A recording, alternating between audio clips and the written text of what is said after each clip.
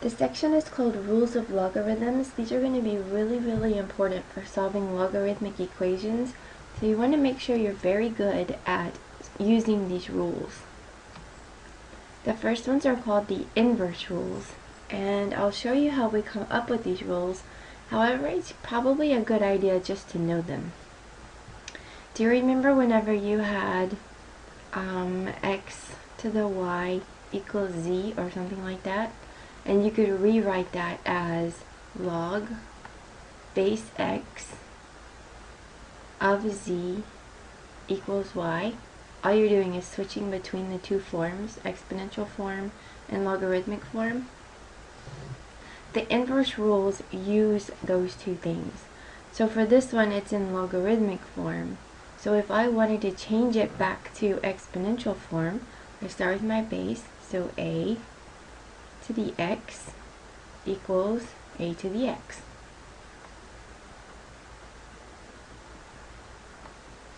A to the x equals a to the x. So you can see how we came up with this logarithmic form.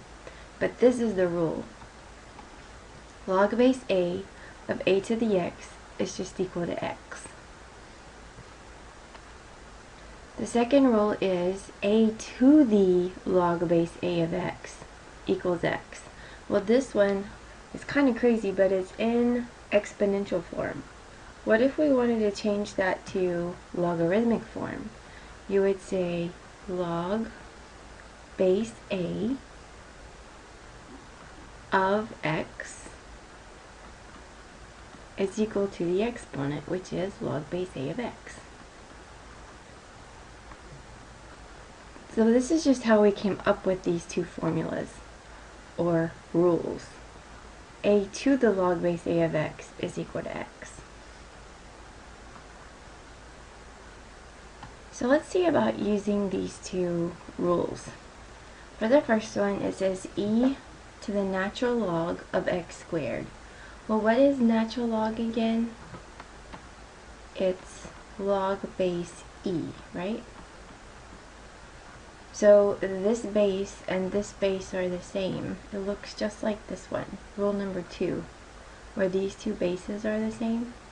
So we just get x squared. So for number 2, log base 7 of 7 to the 2x minus 1. That looks a lot like rule number 1. This base and this base are the same. This base and this base are the same, so your answer is just the exponent, 2x minus 1. Number 3, we have 10 to the log of 5w. When you don't see a base, it's understood to be what again? It's understood to be 10. So 10 to the log base 10 of 5w. That again looks like rule number 2, where this base and this base are the same. So the answer is just whatever that argument is in the exponent. So it's just 5w. And number 4, you have a log base 10 of 10 to the p. That looks like rule number 1 again. This base and this base are the same, so the answer is just the exponent.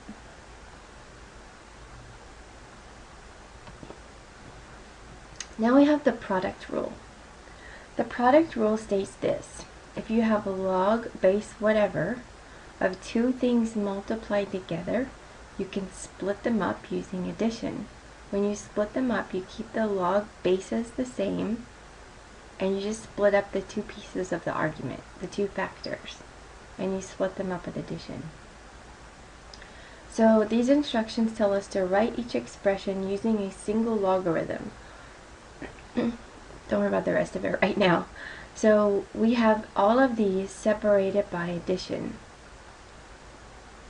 Right? In every example, they're all separated by addition. So what you have to do is make sure that the bases on the logarithms are the same. If they are, you just multiply the arguments. So for number 1, you would get log base 3 of 6x. You just multiply x times 6.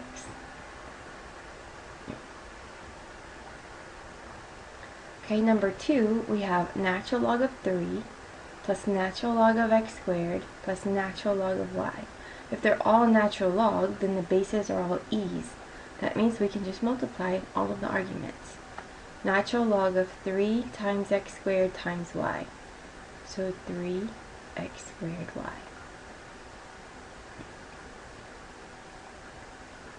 And how about number 3? Log of x plus log of y. Bases are both 10, so we can combine them. We get log of xy.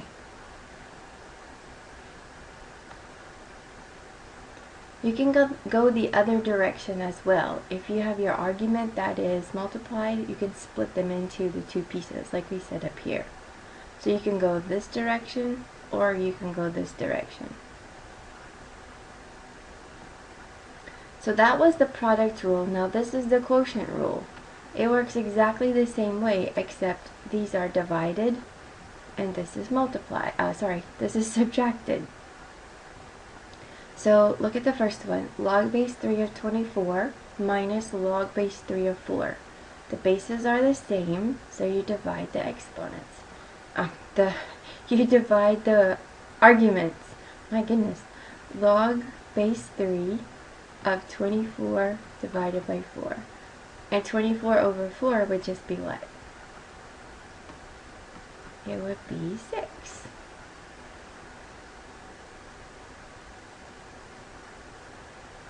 How about number 2?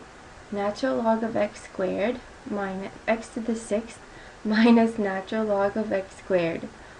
That would give us natural log of x to the 6th over x squared. This can be reduced. You'll get natural log of, do you remember how to do that? When you divide like bases, you subtract the exponents. Or you have 6x's over 2x's. These can be reduced to 1. These can be reduced to 1, so you're just left with x to the 4th. That's just another way to do it. Alright, so how about number 3? Log of 5x minus log of 5. Bases are the same, so we have log of 5x over 5. 5 over 5 is 1, so you just get log of x.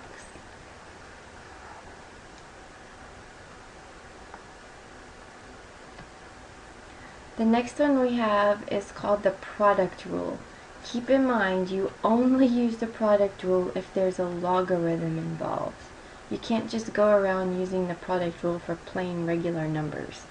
Okay? What this states is, if you have a log base whatever of m to the n, that means something raised to a power, you can take this power and move it out front. So it becomes n log base whatever of m. How does that work? This one we have log, it's base 10 of 3 to the 8th. We can take the 8 and set it out front. So we get 8 log base 10 of 3.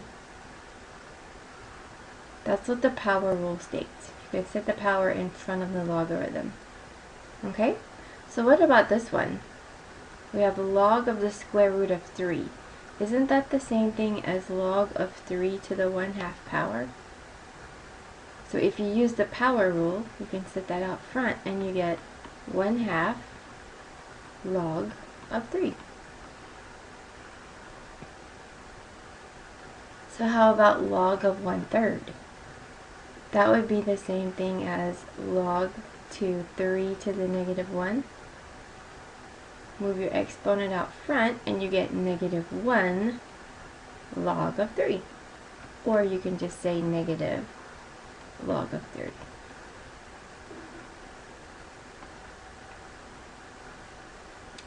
So number 4 says, write natural log of 27 in terms of natural log of 3.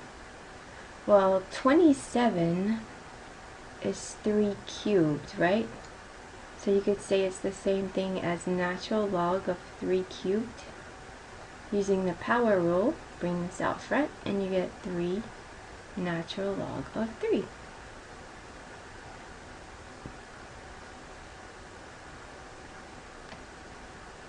Okay, let's work some examples. So here it says rewrite each expression in terms of log of 2 and log of 3. That means your arguments can only have a 2 or a 3 in them. So for number 1, we have log of 6. I can rewrite this 6 as 2 times 3, right? Log of 2 times 3. And that's the product rule. We can split this up into log of 2 plus log of 3.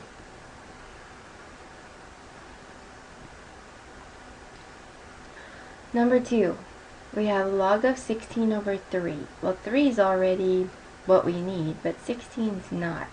We could write 16 as 2 to the 4th power. So we have log of 2 to the 4th over 3. This is division, which means we can split it up as subtraction.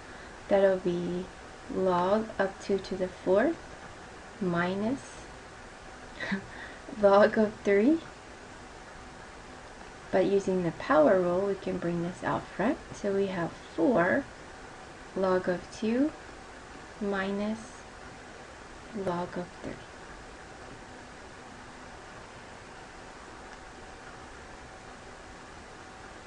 Okay, so how about number 3? We just did this one on the previous page, didn't we? We'll do it again really fast. This would be log of 3 to the negative 1, which would be negative 1 log of 3. Number 4 says, write natural log of 45 in terms of natural log of 3 and natural log of 5. So this time we want our arguments to only have 3's and 5's in them. So let's see, 45 can be written as natural log of 9 times 5. So that's natural log of 3 squared times 5. Since it's multiplication, we can split it up. We get natural log of 3 squared plus natural log of 5. And use the power rule. We get 2 natural log of 3 plus natural log of 5.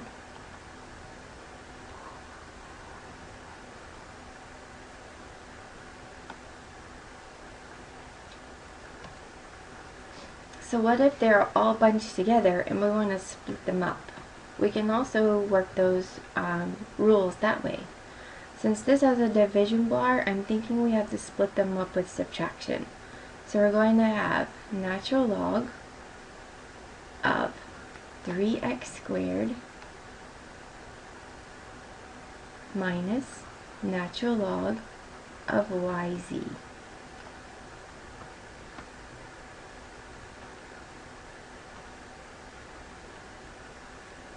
Now this is multiplied, we can split those up with addition. So we have natural log of 3 plus natural log of x squared minus, it's going to be minus everything we do to this stuff.